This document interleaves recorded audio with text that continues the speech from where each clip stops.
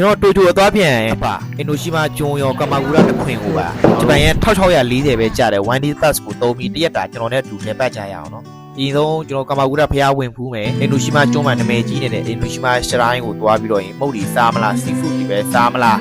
လမ်းတစ်လျှောက်မှာမုတ်စီတန်းဒီပဲရှောက်မလားအရန်လှပြီးအရန်လေပတ်လို့ကောင်းတယ်ဆိုပြီးမမားပါတော့ဒီကျုံကကျွန်တော်မျောစင်တွေဥယျင်တွေဘောဝလှိုင်တွေငါးပြတာတွေလည်းရှိတာပါဒါပေမဲ့အချိန်မရတော့ကြောင့်ကျွန်တော်တို့ရှရိုင်းတစ်ခုကိုပဲလေပတ်ပြီးတော့ကန်နာစီမှာခဏလေလမ်းလျှောက်မယ်ကန်နာစီပတ်မလားပြီးကျွန်တော်မုတ်လီပါနေနေပါစားပြီးတော့ပြန်ကြရမှာပေါ့နော်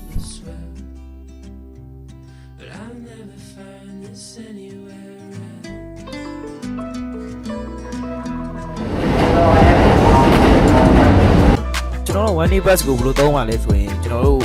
ပြင်ယထာချင်းတစ်ခုကပူတာမှာဝင်တဲ့ရသလိုကျွန်တော်ဝယ်တဲ့လူတွေအလုံးဖြုတ်ခံရလို့လူတွေကျွန်တော်တို့ဒီ Odaku line website မှာသွားပြီးတော့ဝင်ရင်လည်းအဆင်ပြေရတော့ပေါ့နော်ကျွန်တော်လူကြီးဆိုရင်1640အရန်ပေးရပြီးတော့ကျွန်တော်တို့ကလေးဆိုရင်430ပေးရတာပေါ့နော်အသွားပြန်ဟိုမှာကျွန်တော်တို့新宿ကနေစစီးမယ်ဆိုရင်新宿ကနေအသွားပြန်ပြီးတော့ရင်ကျွန်တော်တို့ဒီကမာဂူရာတခွင်ဘာပဲစီစီမပေးရတော့ဘူးပြီးတော့အင်ဒိုရှိမာတခွင်ကိုလည်းဘာပဲစီစီကျွန်တော်မပေးရတော့ဘူးပေါ့နော်1640ရန်နဲ့ဆိုတော့အရန်ကိုအဆင်ပြေတဲ့ပမာဏဖြစ်တဲ့အတွက်ကြောင့်မို့ကျွန်တော်တို့ကီလိုမီတာသွားဖြစ်မယ်ဆိုရင်တော့ 1D bus ကိုသုံးပြီးတော့သွားမယ်ဆိုရင်အရန်ကိုအဆင်ပြေတဲ့ခီးစဉ်တစ်ခုဖြစ်မှာဖြစ်ပါတယ်ခင်ဗျာ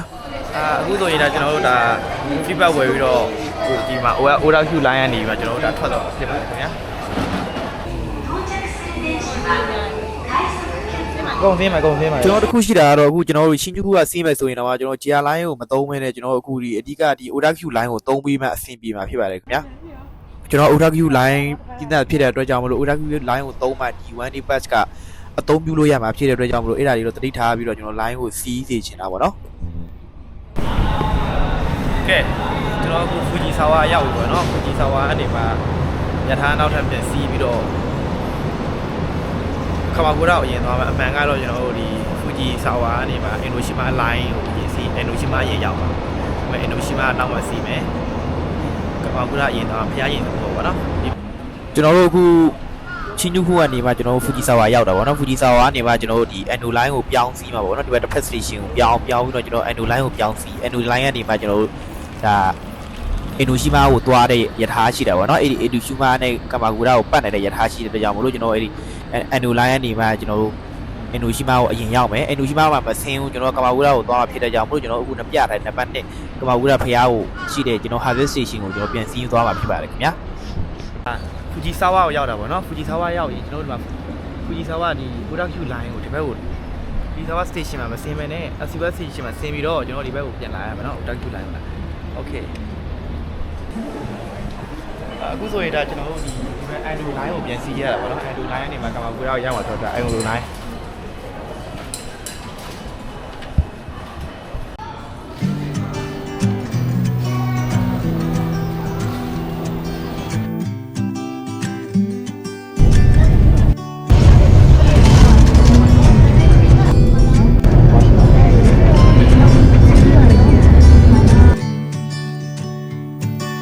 These days are running slow.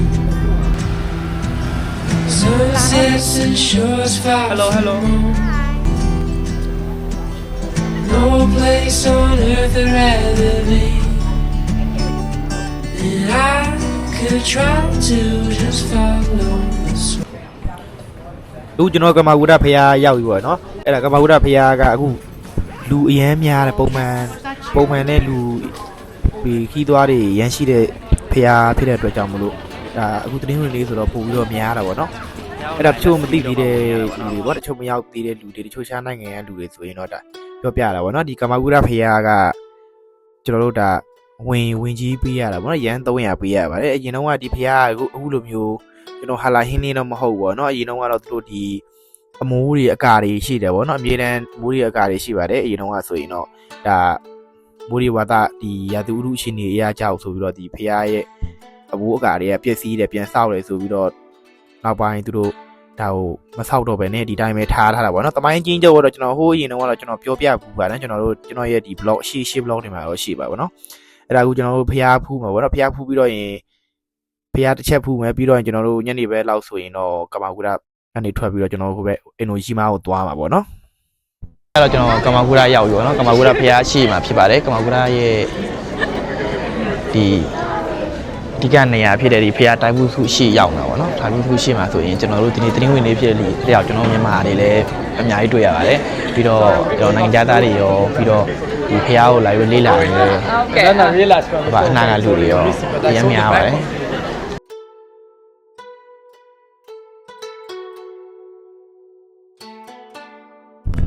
ကျွန်တော်ကမာကူရာဖျားကနေထွက်ပြီးတော့ကျွန်တော်အဲ့အနာကတရုတ်ဆိုင်မှာပေါ့နော်တရုတ်ဆိုင်မှာကျွန်တော်နေ့လည်သာစားပြီးတော့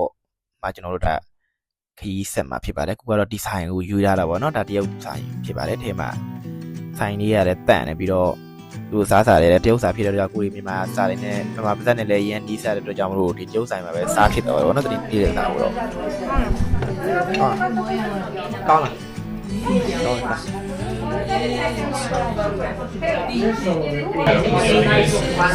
Sama, sendiri lah.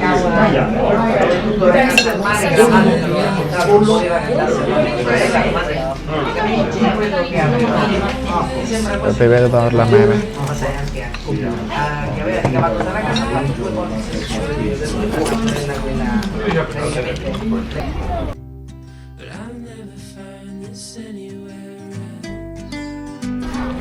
ဒါကျွန်တော်တို့ Harvest Station ကနေပြန်စီးပြီးတော့ကျွန်တော်ကမာဝူရာကိုထွက်ပြီးတော့ရင်ကျွန်တော်တို့ဒီဟိုဘက်အင်ဒိုရှီမာကိုသွားမှာပေါ့နော်ကျွန်တော်ကြားထဲမှာအင်ဒိုရှီမာမရောက်ခင်မှာကျွန်တော်တို့ဒီကားမဆိုတဲ့ဒီ station မှာစီးပြီးတော့ကျွန်တော်တပုံစင်းရိုက်မှာပေါ့နော်တကယ်လို့အိမ်မှာမစင်းမယ်နဲ့ကျွန်တော်ကုကုမိုင်းမှာစင်းမယ်ဆိုရင်လည်းအဆင်ပြေတာပေါ့နော်ကမာဝူရာကုကုမိုင်းမှာစင်းမယ်ဆိုရင်လည်းဒီဟန်လှတဲ့ view ရပြီးတော့တပုံကောင်းရမှာပေါ့နော် ကန်းကြီးဘက်မှာတပုံရိုက်ဖို့ဒီဘူရာမှာဆင်းလာတာပေါ့နော်အဲ့ဒါကြည့်ဒါသူက index အလုံးတော့ဝင်ရဖို့စောင့်နေတာကြည့်ပန်ကဟဲ့အရင်မိုက် Could try to just follow its way, but I've never found this anywhere. Reimagine. Shining on the sea, no place on earth that rather be. Artlist.io. Could try to just follow its way, but I've never found this anywhere. Try to just follow this way, but I'll never find this. Music licensing reimagined.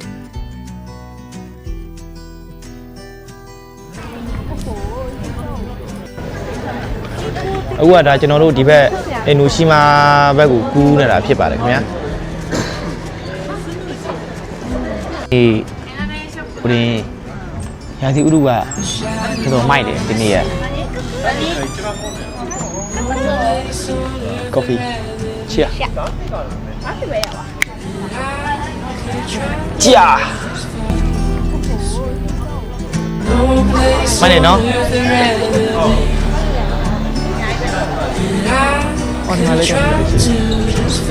ဒီနေ့ရာသီဥတုကပိုကောင်းတယ်နော်ဒီနေ့ရတဲ့ဆိုင်ဒီနေ့ကမိုးရွာဆိုတော့ဒီနေ့ရာသီဥတုကရှယ်ဖြစ်သွားလူတကယ်မပင်မလားဟုတ်တယ်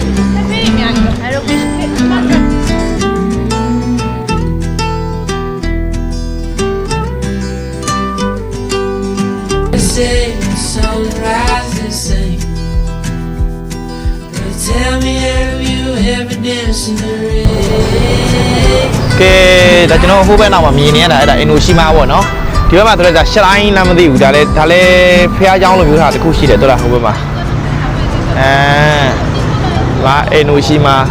900မီတာအင်ဒိုရှီမာဟိုဘက်မှာရောက်ပါပြီခင်ဗျာဒါအခုကျွန်တော်အနောက်မှာမြင်နေရတာဒါကျွန်တော်အင်ဒိုရှီမာကျွန်းပေါ့နော်ကျွန်တော်အင်ဒိုရှီမာကျွန်းဆိုရင်အထဲမှာဘာတွေရှိလဲဆိုရင်ကျွန်တော်တို့ဒီငါးပြားတိုင်းတွေရှိတယ်ပြီးတော့ရင်ဒီသဘာဝလှိုင်ကူတွေရှိတယ်ပြီးတော့ရင်ရှလိုင်းအင်ဒိုရှီမာရှလိုင်းဆိုလည်းအရင်နာမည်ကြီးတဲ့ရှလိုင်းထဲမှာတစ်ခုပါတယ်တော့ကြောင်လို့ဒါကျွန်တော်အခုအနောက်မှာမြင်နေရတာတော့ဒါအင်ဒိုရှီမာ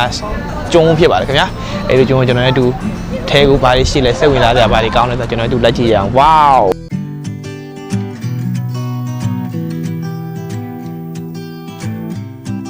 အခုတော့ကျွန်တော်တို့အင်ဒိုရှီမာထဲကိုဝင်လာပြီပေါ့နော်အင်ဒိုရှီမာကျွန်းထဲရောက်လာပြီပေါ့နော်အင်ဒိုရှီမာကျွန်းထဲရောက်ပြီဆိုအခုကျွန်တော်တို့အရင်ဆုံးမြင်ရတာဒီမှာဈေးဆိုင်လေးတွေ ပြီးတော့အခုကျွန်တော်တို့အင်ဒိုရှိမာချန်တိုင်းကိုတက်ဖို့အတွက်ဒါမဟုတ်ဝရှိကိုရောက်ပြီနော်ဒီမှာဆိုရင်ဘီယာတွေရတယ်နော်ဘီယာတွေကိုလာတွေတကယ်ကိုကန်းရှိ fight ဖြစ်တာအကလုံးတော်များပလင်းနဲ့ရောင်းလာလားဒီပလင်းနဲ့ရောင်းလာအရင်လှအရင်မိုက်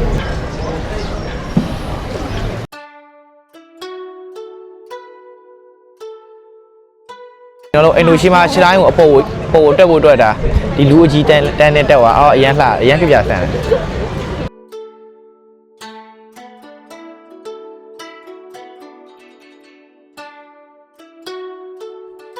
ဒီကျုံးမှာအဓိကနာမည်ကြီးတာတော့အများကြီးပေါ့နော်ကျွန်တော်တို့ဒီဘဝလှိုင်းကူတွေပြီးတော့ရင်တရားတွေပြီးတော့ရင်ကျွန်တော်တို့ဒီမျော်စင်တွေရှိတာပေါ့နော်အဲ့ထဲမှာနာမည်ကြီးဆုံးကတော့ကျွန်တော်ဒီအင်ဒိုရှိမာရှရိုင်းပေါ့နော်ဘာလို့လဲဆိုတော့ဒီအင်ဒိုရှိမာရှရိုင်းကဒီဂျပန်ရာဇဝင်ထဲမှာဆိုရင်ဒီနာမည်ကြီးတဲ့မင်းသမီးပန်ဆိုင်တန်ကိုကျွန်တော်ရည်ရွယ်ပြီးတော့ဒီဖျားကိုဒီဖျားเจ้าကိုတည်ထားတာပေါ့နော်အဲ့ကြောင့်မလို့လဲဒီကလာပြီးတော့ဆုတောင်းရတာများတာပေါ့နော်ဒီကတော့ဂျပန်လူငယ်တွေများတာပေါ့နော်ဂီတတို့အမှုပညာပတ်သက်တာတွေပြီးတော့အလှပတွေပြီးတော့ရင်သူ့ရဲ့ဒီဉာဏ်ပညာကိုလည်းသူတို့ကိုးစားပြီးတော့လာပြီးတော့ဆုတောင်းကြတာပေါ့နော်ဆုတောင်းပြီးတယ်လို့နာမည်ကြီးပြီးတော့သူမကိုလည်းသူမရဲ့လေးစားဝင်ထက်မြက်မှုတွေကိုလည်းလေးစားတဲ့အနေနဲ့လာပြီးတော့ကာရဝပြုတယ်လို့လည်းကျွန်တော်သိရတာပေါ့နော်အကြံဉာဏ်အဖြစ်တော့ကျန်တဲ့ဟာကတော့ကိုယ့်ရဲ့ Google မှာပြင်ပြီးတော့ရှာခွက်ရင်တော့ဟိုပို့ပြီးတော့ပြီးဆုံးနိုင်မယ်လို့ထင်တာပေါ့နော် ကဲညနာပွတ်โอเค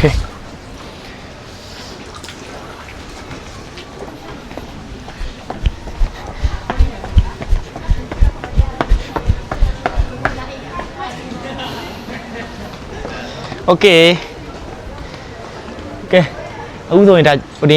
န်တော်အခုလာတဲ့ဒါအင်ဒိုရှိမာရှရိုင်းရောက်ပြီပေါ့နော်ဒါအင်ဒိုရှိမာရှရိုင်းကိုရောက်ပါပြီ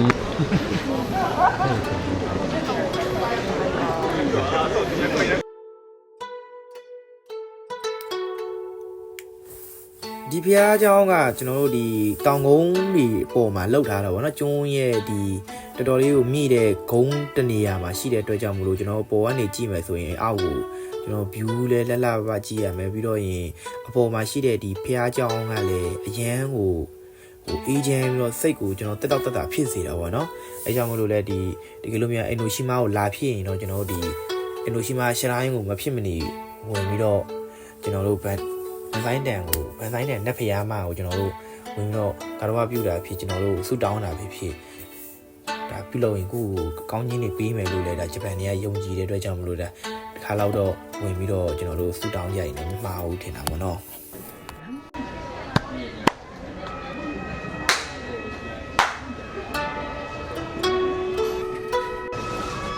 一个太乖，一个我。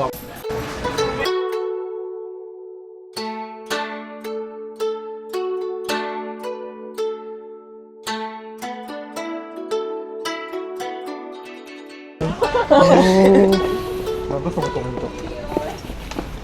ဒီ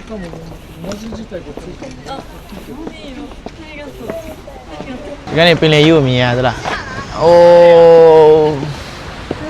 ကြည့်ပါဦးရန်လာတော့အနောက်မှာပင်လယ်ကြီး ပြုပြီးတော့ဒါကျွန်တော်တို့ဒီဘက် ကြည့်အောင် ပင်လယ်ဘက်ကိုခဏသွားမှာပေါ့နော်ပင်လယ်ဘက်သွားပြီးတော့တပုံလေးပါလေးရလေညီလေးပါလေးခံပြီးတော့ဒီဘက်ကျွန်တော်တို့ဒီကန်နာစီလို့ပြောရမလားကန်နာစီကိုကျွန်တော်တစ်ချက်ပတ်ပြီးတော့အဲ့မှာဟိုဒီမုတ်လေးပါလေးနဲ့ပတ်စားပြီးတော့ဒါကျွန်တော်ခီးစဉ်ကိုဒီမှာပဲအဆုံးသတ်လိုက်တာပေါ့နော်ချိန်လေးမရှိတဲ့အတွက်ကြောင့်မလို့ဒါကျွန်တော်တို့နောက်မဒီမှာတကယ်လို့များလာဖြစ်ရင်တော့ဒီတက်ကိုစုံအောင်တော့သွားဖြစ်မယ်လို့ထင်တာပဲအခုကတော့ကျွန်တော်တို့လာတာအချိန်နည်းဟိုအကန့်အသတ်ဖြစ်သွားတဲ့အတွက်ကြောင့်မလို့ဒါကျွန်တော်တို့မိုးကလည်းချုပ်နေပြီဆိုတော့ဒါဒီခီးစဉ်ကိုဒီမှာပဲအဆုံးသတ်မှာဖြစ်ပါတယ်ခင်ဗျာ But I'll never find this anywhere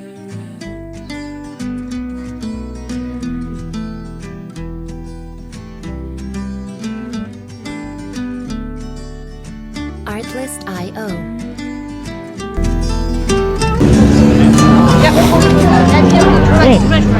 ကိုအရင်ကော 再不上，爸，哪有人？ မွေး 加伞。